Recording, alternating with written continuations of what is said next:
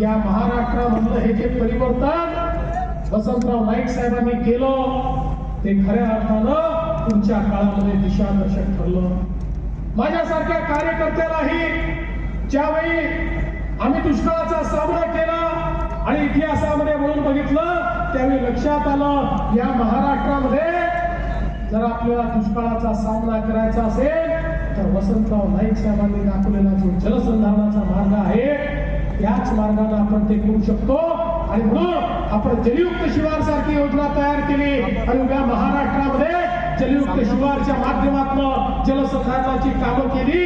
त्याही वेळी मी सांगितलं होतं ही योजना तयार करत असताना आमच्या समोर अनेक जे लोक या ठिकाणी खऱ्या अर्थानं प्रेरणास्त्रोत आहेत त्यातलं या योजनेच्या पाठीमागचं एक प्रेरणास्त्रोत हे खऱ्या अर्थानं वसंतराव नाईक साहेब आहेत.